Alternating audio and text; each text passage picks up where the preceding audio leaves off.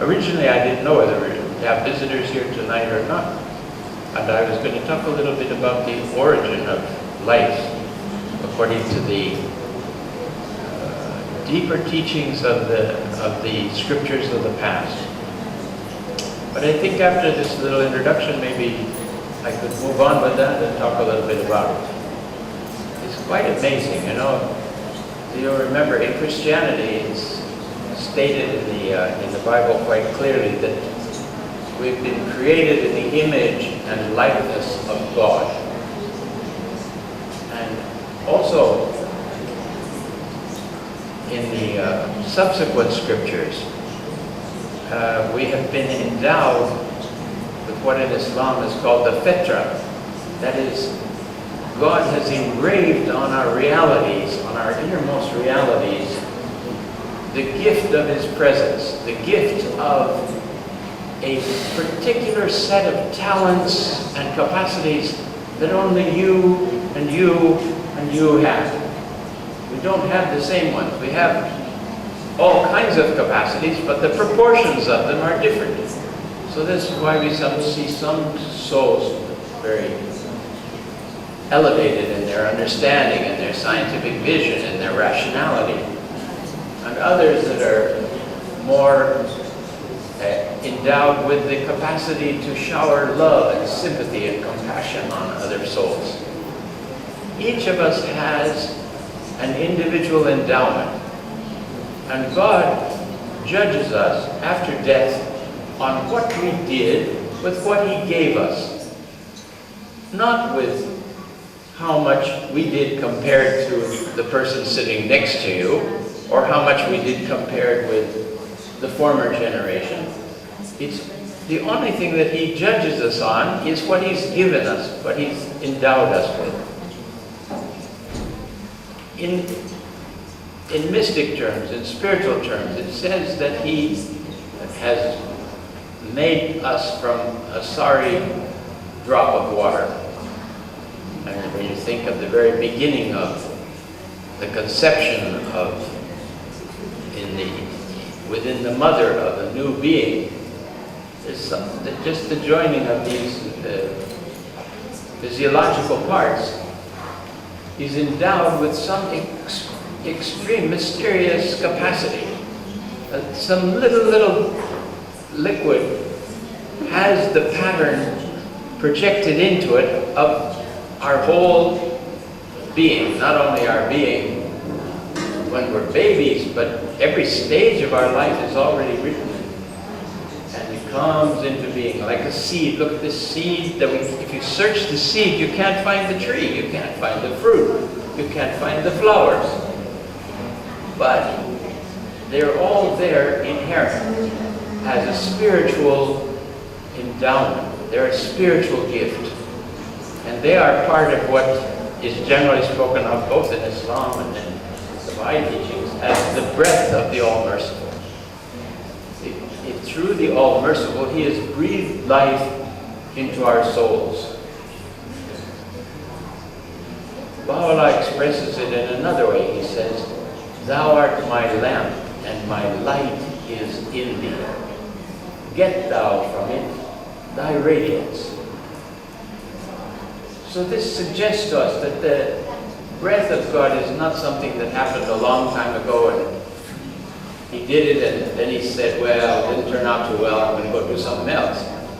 This is not the nature of God. Through the names of God that we see in the scriptures, in the Quran and the other holy writings, He is not only the fashioner, He's the sustainer. He's the support. He's the protector.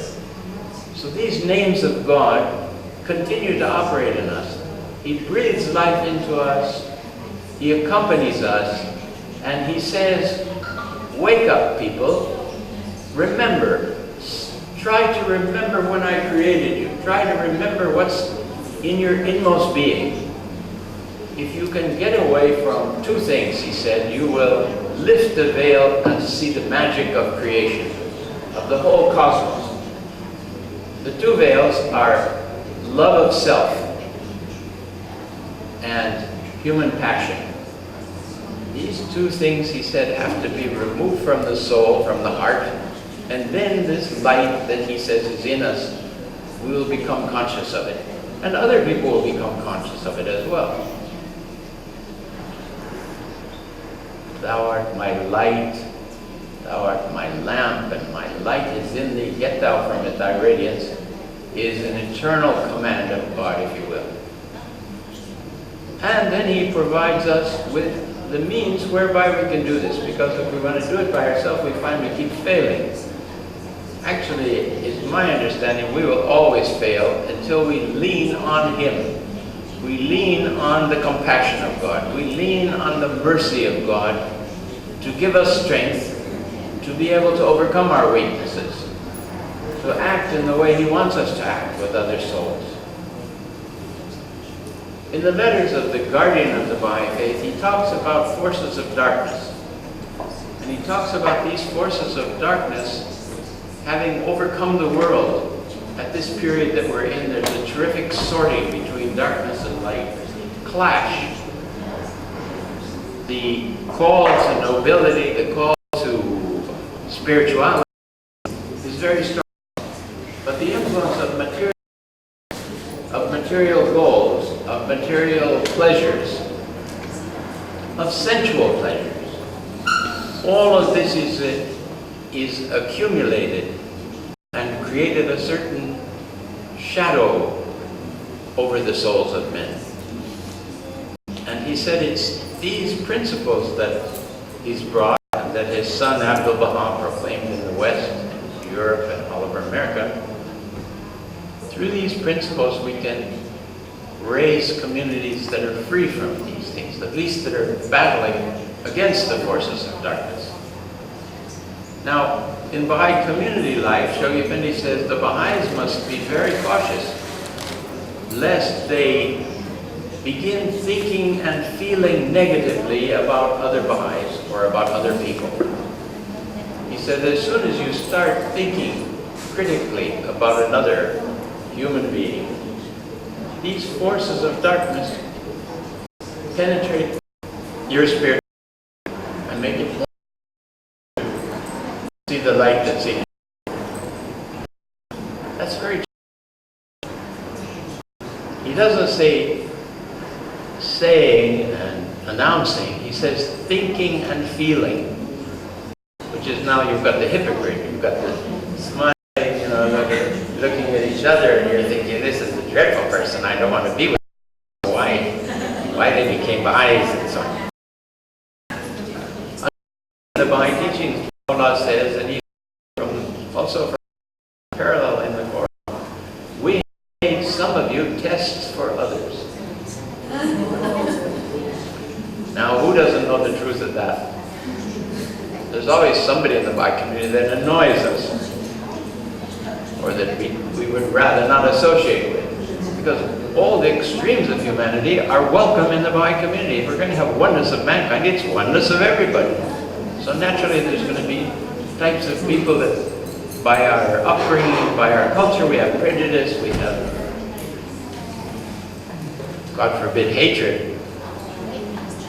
So Abdul-Baha calls on the Baha'is and says, you must become like sunlight. The kind of love of God, he says, that God has for you. That love doesn't look like a good person or a bad person. Just what it's shining that causes it to shine. It shines because it's that he wants us to reflect in our being is not a love that judges others. It's a love of God. It's an appreciation that God has taught us how to raise our thinking and how to see people in another way. He said if the people are annoying, he said think of them as children that haven't been educated. They're people that haven't been trained. They don't know anything more. They need to be trained. Because a child comes and hits you, you don't make a war on him. You know that you have to teach him, you have to change his ways. So likewise, Abdullah is busy teaching all of us to give up our prejudices. One of the basic principles of Baha'u'llah is to remove prejudices of all sorts: political prejudice, racial prejudice, religious prejudice, prejudices that arise from superstitions that we inherited from the past that really are not helpful to us.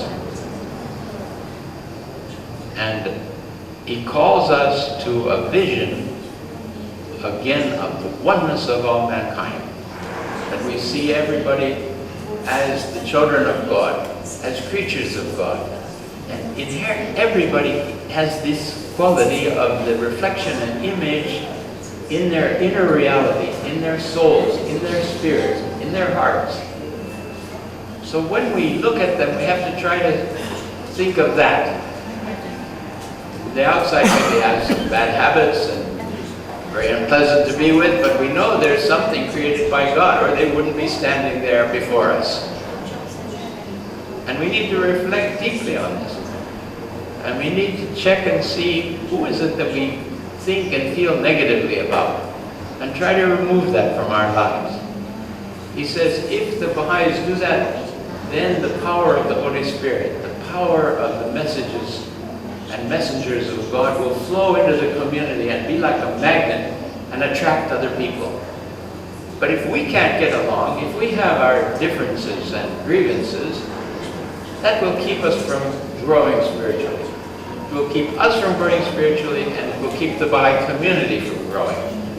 So you need to ask yourself, is the Baha'i community growing bigger and bigger every time? And if it isn't, then we have to look at what could be the problems that keep it from that.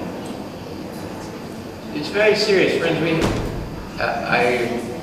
The House of Justice is the head of the Baha'i faith, and it presently is engaged in 5-year plans, one after the other, and it has certain core activities that it's been calling the Baha'is to establish in every local community around the world, which are classes for children, devotional meetings where we pray together, where we invite others to come and pray with us, junior youth programs to help rescue the junior youth before they start falling into the patterns of modern society, which are so detrimental, which lead to the children following their peer group rather than following their parents, which then leads to all kinds of sadness, both for the parents and for the children. And then it has an institute program, which is provided for the training of the Baha'is, or people who want to become Baha'is. This is called the Ruhi program. The present part of the training program is called Ruhi. Whether it will always be that or not, the House defined the institute program before it said what it would consist of. And its purpose is to ground us in the essential verities, the essential truths of the Baha'i faith and of the Baha'i community throughout the world.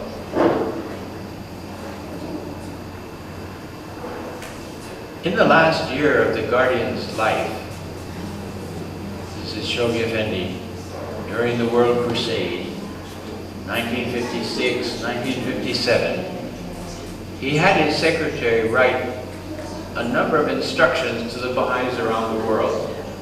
And in those instructions, repeatedly, he named 4 steps if we want to be successful in service to Baha'u'llah and to the needs of mankind at the present time. They're fairly obvious, the 4 steps, but sometimes we slip away and we don't use them sufficiently. And in moving around the Baha'i world, wherever I see that the Baha'is are saying things like, we want to share the faith with other people, but nobody's interested, it makes me go back to these quotations, where he says, if you want to have success, these are the steps you have to take. If we leave the steps out, we don't have success. The first of the steps that he gives is prayer. The importance of being regular in our prayers. And as you know, Baha'u'llah has assigned certain daily prayers. not terribly long. The longest of them is, what, 10 minutes or something. And out of 24 hours, it's really not a lot of time. Abdu'l-Baha says, this is a law that is not your free will is to choose it and follow it, but not to choose to not follow it. You can choose to not follow it. That doesn't help you at all. And he says that there are two excuses for not saying the obligatory prayer. The name of these prayers that are given to us to say each day is, in English, is called obligatory prayer. And he says one of those excuses is that you're so sick on your bed that you can't get up. You have a fever or you're dying and you can't do it. Okay, that's one. The other, he says, is you're mentally ill. Now, if you miss your prayer, you have to choose one of those two. So otherwise you're in trouble. So we really want to be very strict with ourselves about those. Then there's all these other occasional prayers, that is, other prayers that are not obligatory prayers. And they actually, in the Oriental languages, they have a different name. They're not both called prayers. One has another name, one is, the nature of it is obligatory prayer. Abdu'l-Baha says the repeating of this obligatory prayer provides safety to you for the day that you're in. It's the source of safety. You know, we all want to go out of the house and not have problems during the day, and we don't want our family to have problems. It's really important that we have that. The rest of the prayers, as you examine them, you see what they're for. You created me a pure heart, oh my God. It calls us to certain spiritual attitudes and ways of seeing. Besides prayer, he said, the next stage is meditation. And he said meditation is different from prayer. Prayer is we're invoking God. We're asking things of God. But meditation is after we ask and we read the verses of God, and he said we should read these verses like the hidden words morning and evening. Read a few of them and then think about them. What does this mean? They're not just to be read, as the Bahá'í says, but to be lived. So we have to think, how can we put the hidden words into our actions? He says if we do that, the whole world will begin to change. And it will be a magnet which will attract other people to us. Now, I think we all have our moments in which we say to ourselves, I try to teach the faith, but nobody wants to hear about it. It's very difficult to share it because all the Baha'is are called by Baha'u'llah to proclaim the cause of God to everyone. Meanwhile, we get it confused with proselytizing, which is really trying to get people to join a sect or a church or something of the sort, whereas what we're talking about is just saying to them, there is a truth that we have in the world now that we didn't have before. And it's called the Bahá'í teachings. And Baha'u'llah is the source of them. If we don't say anything else to the people that we meet, and maybe the people that we're only going to meet once, we want to have them hear the word Bahá'í. Maybe they don't pay any attention. Maybe they go to their computer and look it up and see what is this anyway, you know. Now we have that possibility. I hope that in the newspaper and everything else you put some websites where people can go. Do you know what the Bahá'í teachings are? See Bahá'í.org or Bahá'í.Albania, I don't know, whatever you have. They're very important. There's a lot of people waiting to hear about the faith. Shoghi Effendi says we should pray that we find the people that really want to hear about the faith. In the United States, they're on the Facebook, they're putting some advertising, and people are coming out of nowhere. Just a couple of months ago, they put, for 2 days, they put advertising in Manhattan Island. 70 new people showed up at the Bahá'í Center for a meeting that had never come before. Everybody was totally startled. Well, we say the people are not interested, and maybe we're not finding the people that we need to pray to find waiting souls. Now, those of you who are here tonight, maybe for the first time, or hearing about the Bahá'í, so what is all this? Baha'u'llah has brought the message that solves mankind's problems. And we need to tell people that such a thing exists. If they show interest, he says teach them. Share the teachings with them. But if they don't show interest, don't push anybody. Leave them to themselves. You've mentioned that such a thing exists. There is something in the human psyche that catches this word Bahá'í and says, I better find out what this is. Sometimes they hear about it once, and then after some time, after some months, they hear that their cousin Jeremy is a Bahá'í, and they say, what? Or they see an article in the newspaper that says, the Baha'is in Iran, what? And they start thinking, maybe I should find out what this is. That's just something growing, you know. So Abdu'l-Bahá addresses this question of how shall we find receptive souls. He says, if in a forest one tree is ablaze, is on fire, burning, how can the other trees resist? The fire is going to catch. So generally the problem of sharing the Bahá'í teachings with other people is that we're not sufficiently on fire with it ourselves.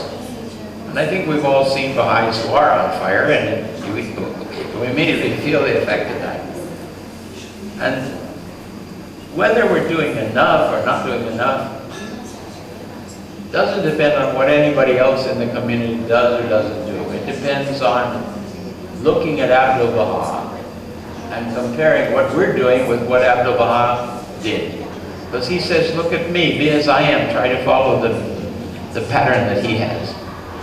And he's given these wonderful talks that reach the hearts of people and reach their minds, reach intellectuals, reach people of sincere love for humanity. Oh, very interesting from that point of view. The third, we talked about 4 now, we got 2, prayer and meditation. Meditation is when you ponder and ask yourself the meaning of the verses of God. There's no fixed formula of meditation. And Shoghi Effendi said the friends should be free to choose their own level of spirituality or spiritual search. But he said also, he recommends, if we're going to meditate, rather than following somebody else's method, and you know, there's all these methods out there that sit and empty your head and focus on your navel, and then you'll see something, I don't know, a very strange thing. He said, instead of that, ponder the verses that Baha'u'llah has revealed. For instance, if you look at the Book of Certitude, which Baha'u'llah has written to carry us through spiritual transformation and enable us to feel the presence of God in our hearts and in our souls, he says so many places, consider, ponder, reflect, meditate, at the beginning of paragraphs. Have we done that? It's something that we need to include in our daily readings. We read, then we should reflect and think, what's he saying here? What does this mean for me? What does this mean for my family? What does this mean for my community? The third one is study. Study the writings. He said, inform yourself of all the various books and teachings which the Bahá'í are at the heart of the Bahá'í message and are impelling Baha'is forward everywhere to carry out the plan of Baha'u'llah.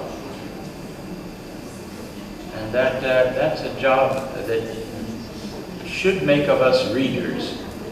If we don't have a habit of reading, we're hardly likely to take interest in the history of the cause. The history, as you know, if you've read any history at all, it's fascinating history of the early Baha'is, the Nabil's narrative, and the other books by Mr. Tarzadeh and The Hand of the Cause, Mr. Balyuzi, about the Baha'u'llah, King of Glory.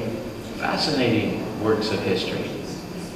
And this history has been confirmed by non-Baha'i historians. That becomes quite interesting to see. This is not just something made up by the Baha'is. This is documented all in the books of Gobineau and other European writers. Many of these things have been explained. Many of the teachings have been counted. As I said, in the 1850s, Baha'u'llah came and gave his message. So Baha'u'llah was born 200 years ago. The Bab, his herald, the forerunner of his faith, who we are about to celebrate the bicentennial of his birth now in October, is something that we want to ponder. In the summer schools where I've been giving a course about what do the Baha'i teachings say about this position and significance of the Bab. Baha'u'llah says that he has a very central position.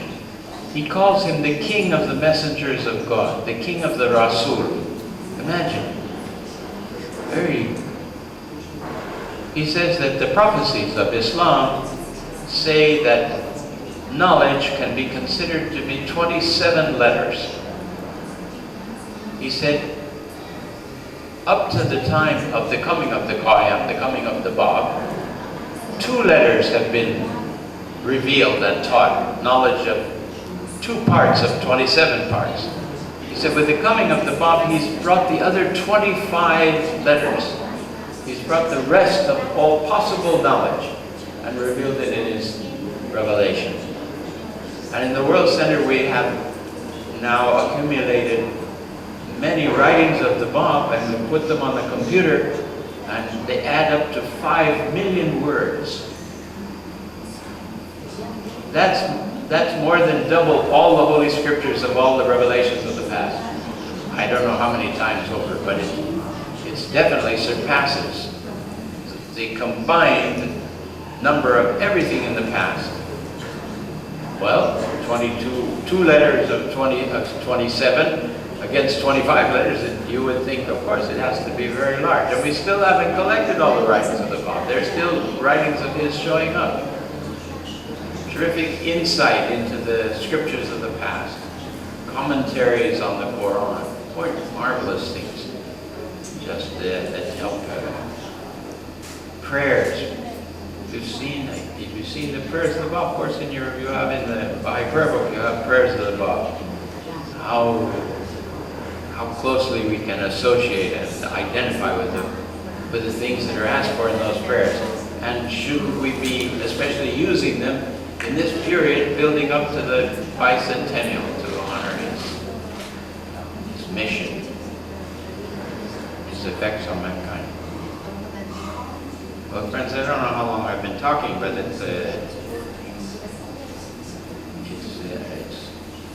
think it's about an hour. And I wonder if some of you or some of your guests, some of the friends that are here tonight for the first time, if you have any questions that you'd like to ask, we can ask the chairman if he would coordinate this. And the 4th. Oh, he wants the 4th. That's the hardest one, I think, and that's action. Yes, I should certainly mention that. Okay, so we have prayer, we have meditation, we have study of the words of the scriptures, and then we have action. So 3 of these are things we do inside to prepare ourselves so our action is effective. So that when we talk about, we don't talk nonsense, we talk something that actually is in the writings. Sometimes Shoghi Effendi said we have a favorite principle, and we always, that's your favorite principle or my favorite principle, we always talk about that, and we add our own ideas onto it, and it becomes a blur, you know. Whereas you want to, when giving the message, you want to ask Allah to inspire you to mention those things that the listener needs to hear at that time. And we have you see them reflected in the prayers, where we ask for inspiration. So when we're teaching, when we're sharing the Bahá'í message, we don't speak just from ourselves, but we have the question that he said, there's a confirmation that comes.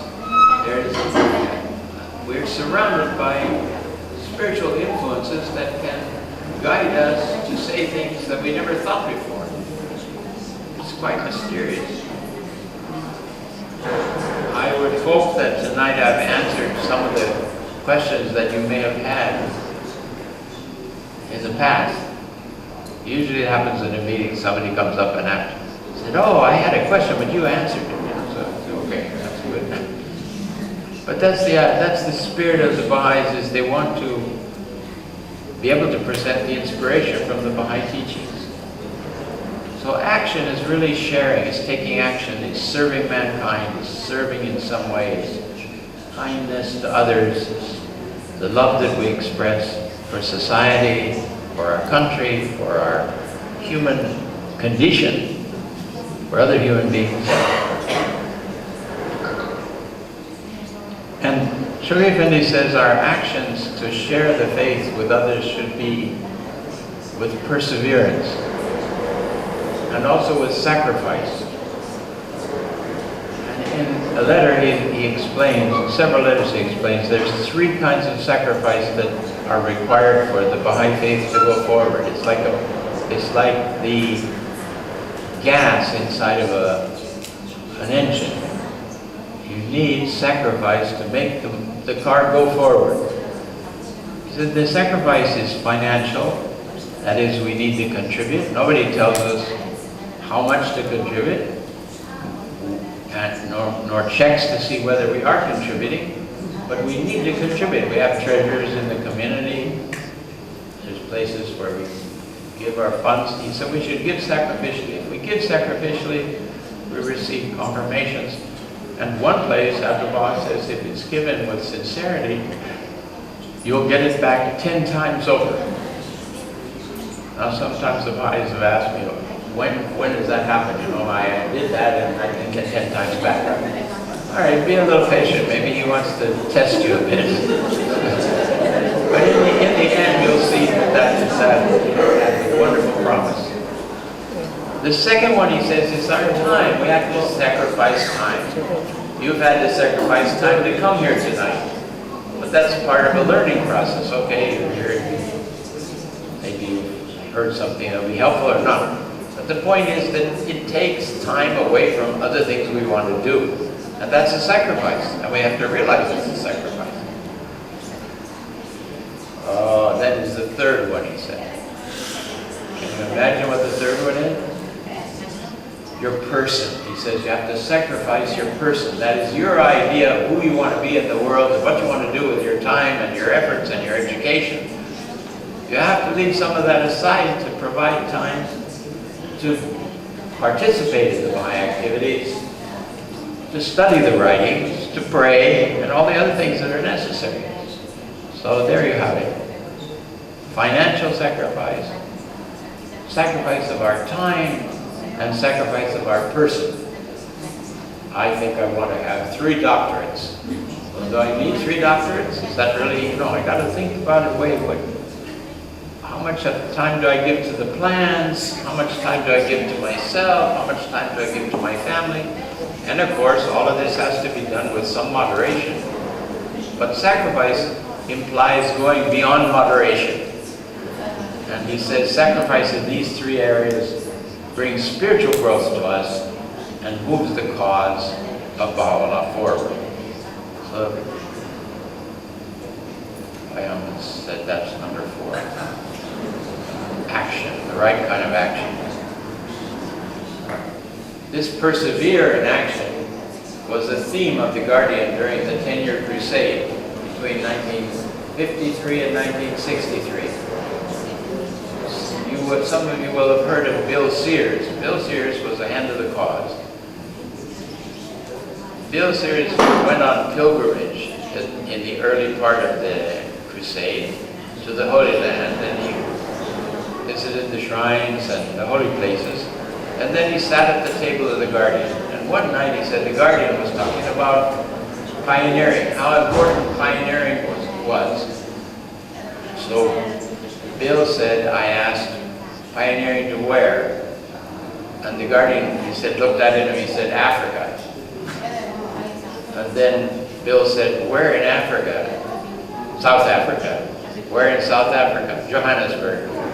He said, I stopped then because I knew he was going to give me the address of the house I was going to live in. And he went there actually, and went to South Africa, and went to Johannesburg, and lived on a farm. And because of apartheid, blacks and whites couldn't meet together. So he hired all the Baha'is to take care of his farm. And then they had their institute in the barns. And they had some lookouts on the road in case anybody came that would see whites and blacks together. They sent a signal to the house, and they all were separate from each other. And somehow the teaching spread that way in South Africa, so we have a national community, we have a national assembly there. Quite amazing. Anyway, he was also a humorous guy, and he got a cartoonist because some of the goals that people went to were so difficult. And in this cartoon, he draws a little island about the size of this platform with one coconut palm growing in it. And a couple, a man and his wife, dressed in rags, standing in the water. They've just pulled a bottle out of the water. This island is uninhabited. It's out in the middle of nowhere. And there's a notice, there's a paper in the bottle, so they pull the paper out, and they open the paper, and they read the paper, and the paper says, persevere, Shogi. It's their message. Anyway, they said the Guardian saw it, and he laughed a bit about it too, because he was constantly telling the people, don't, stick to your post. When you go out and open a place, don't leave it. And the kind of things we need to do in our own country to sustain the faith, we need to do with regularity and the right spirit, so that it will bring that sacrifice of time and our efforts will bring reward, and the cause will grow. Now we have all these plans, the collective plans that the board members and the National Assembly tells us about, the House of Justice is emphasizing. I think that our individual plan, our individual responsibility are these four things, these four steps. And if we take them and make a sincere effort to study the cause more, to pray more, to meditate more, the effect of that on our collective action will be very good. But I perceive that some of the Baha'is think that when they get into collective action, that's going to make them happy and give them spiritual reward. Maybe it does, but sometimes they come out saying, no, I did all that and nothing happened. We have to take something to it, not expect it to give us something back, it seems to me. And where the communities are getting this idea of bringing their own spiritual resources to the plan, things are developing and the cause is growing. So this is a kind of invitation from Shoghi Effendi to, if you want success in the teaching field, study of the word, prayer, meditation, and then action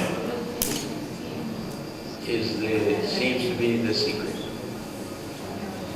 All right, can I look at my watch again? Maybe you have some questions and answers. In any case, it's a joy to see you all. Your faces are radiant. And, as I say, I remember Albania from that early trip, when there wasn't much to eat, actually. We went all over the country, down to Saranda.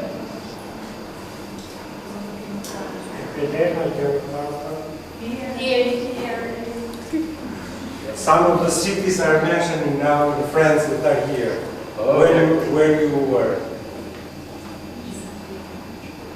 I can't remember all the names of them, I think. Okay, maybe I can invite some of the friends to raise and say a name of city that they have been with you. All right. Okay. I don't know if any of these have been with me. Have any Maybe. I have been one of them in Tirana in 1992. Wow. I was one. Another one who was in Tirana too. He's raised. Okay. Here.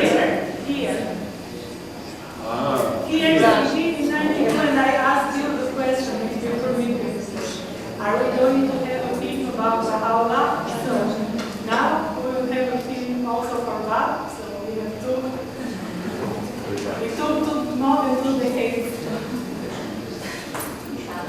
I hope everybody's understanding in both languages here. Is that right? You're having some Yeah, we have translations.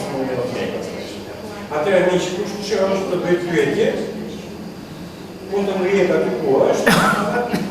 So, dear friends who want to make a question, he can raise where he stands and he can make a question.